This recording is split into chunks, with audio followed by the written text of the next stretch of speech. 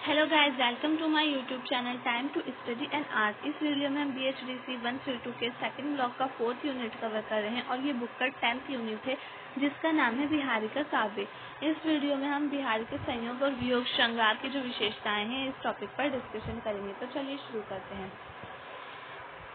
संयोग और वियोग श्रृंगार की विशेषताएं। काव्य में संयोग व वियोग श्रृंगार देखने को मिलता है। इनका जो काव्य है इसमें श्रृंगार के दोनों पक्ष देखने को मिलते हैं, संयोग भी और वियोग भी। बिहारी सत्सई रीतिकार का सर्वश्रेष्ठ काव्य है, जो मैंने इससे पहले वाली वीडियो में भी बताया था। बिहारी सत्सई इनकी एक ही रचना है जो सर्वश्रेष्ठ काव्य है रीतिकार की।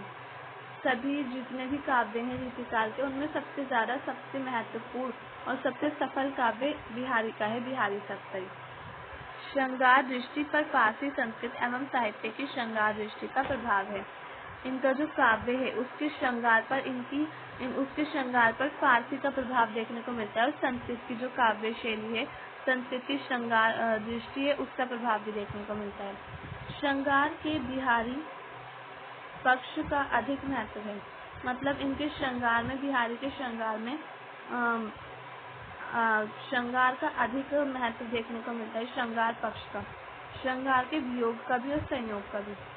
संयोग श्रृंगार में नायिका के नक्षिक वर्णन, नायक नायिका भेद एवं प्रेम प्रसंग, ये सब इनके संयोग श्रृंगार में देखने को मिलते हैं। मतलब नायिका का नक्षिक का वर्णन किया इन्होंने, नायक और नायिका का जो भेद है उसके बारे में बताया, उनका प्रेम प्रसंग, किस प्रकार का प्रेम होता था, वो किस प्रकार से लड़ते झगड़ते थे या फिर कह सकते हैं एक मस्ती मजाक करते थे। तो ये सब इनके संयोग श्रृंगार में आता है। अब है वियोग श्रृंगार। तो वियोग श्रृंगार के इन्होंने चारों भेदों, पूर्वराग, मान, प्रवास, तरुण, इन सबका चित्रण किया। इनके कार्य में बहुत अच्छा और सुंदर तरीके से इन्होंने इसका चित्रण किया है। वियोग के 4 भेद होते हैं, पूर्वराग, पहला, दूसरा मान, तीसरा प्रवास और चौथा करुणा।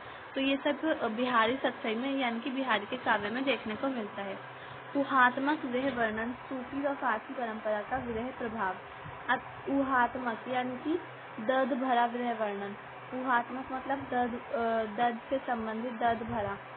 तो उसमें सूफी काव्य परंपरा जो थी और फारसी की परंपरा, इसमें ज्यादातर जो नायक नायिका है, नायक और नायिका, इसके जो प्रेम काव्य परंपराएं, प्रेम काव्य थे, तो उनमें दर्द भरी देखने को मिलती है, दर्द ज्यादा देखने को मिलता है, वियोग ज्यादा देखने को मिलता है।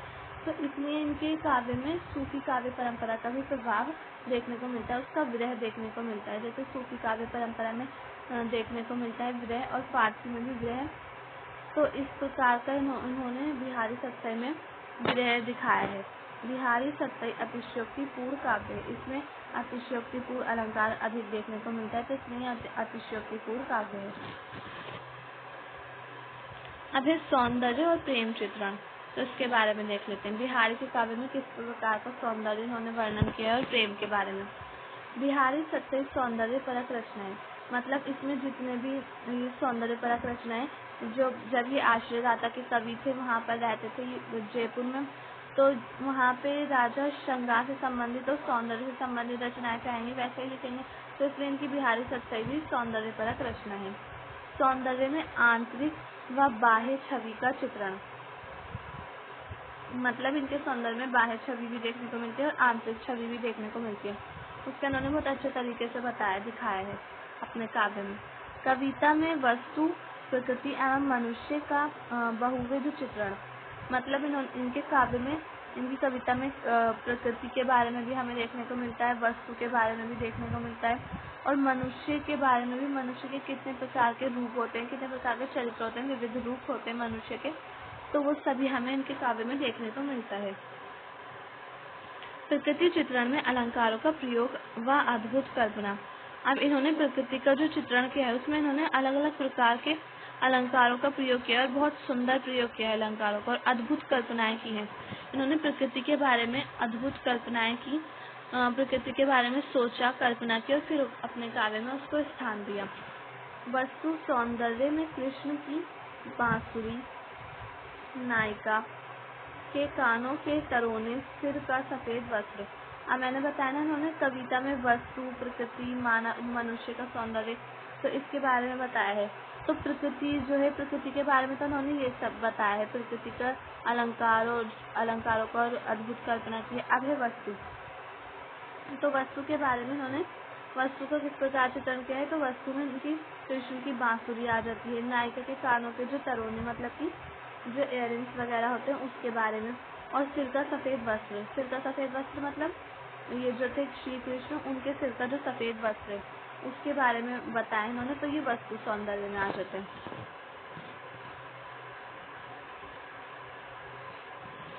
एक केंद्रीय प्रेम से अतीन्द्रिय प्रेम की छवि मौजूद है। मतलब एक केंद्रीय प्रेम से अतीन्द्रिय, एक प्रेम के द्वारा अतीन्द्रिय मतलब कि अनेक प्रेम की छवि इनके काव्य में देखने को मिलती है। यानी कि नायक या फिर नायिका किसी एक व्यक्ति से प्रेम करते थे, लेकिन बाद में उन्हें कई सारे मतलब नायक जैसे होते हैं उन्हें किसी दूसरी महिला से या फिर रानी से कह सकते हैं, क्योंकि राजाओं के बारे में लिखते थे तो राजाओं की तो कई सारी रानियां होती थी, तो उन्हें अनेक रानियों से प्रेम हो जाता था। तो इस प्रकार की छवि इनके काव्य में देखने को मिलती है। किसान गाँव का चित्रण, राधा कृष्ण प्रेम में इन्होंने जो गाँव की प्रकृति का चित्रण किया और किसानों का चित्रण किया है, उसमें राधा और कृष्ण का प्रेम देखने को मिलता है। प्रेम विरह में प्रेम का उदात्त रूप, यानी कि बहुत उदात्त रूप देखने को मिलता है, दृढ़ रूप देखने को मिलता है इनके प्रेम का और विरह वर्णन का। बिहारी की साहसिक प्रेम दृष्टि, इनकी जो प्रेम दृष्टि है उसमें साहस देखने को मिलता है, साहसिक दृष्टि थी इनकी, जिसको उन्होंने आधार बनाकर अपने काव्य लिखा। प्रेम की विफलता, संवेदना व भावुकता की गहनता का वर्णन। अब इन्हें प्रेम की विफलता, संवेदना, भावुकता ये सब इनके काव्य में, उसकी गहनता का वर्णन उन्होंने अपने काव्य में किया है। ये सब इनके काव्य में देखने को मिलता है। तो गाइस आज की वीडियो में सिर्फ इतना ही। अगर आपको मेरी वीडियो पसंद आई हो तो प्लीज़ मेरी वीडियो को लाइक करें, शेयर करें, चैनल को सब्सक्राइब करना ना भूलें। कमेंट्स करके ज़रूर बताएं आपको मेरी वीडियो कैसी लगी।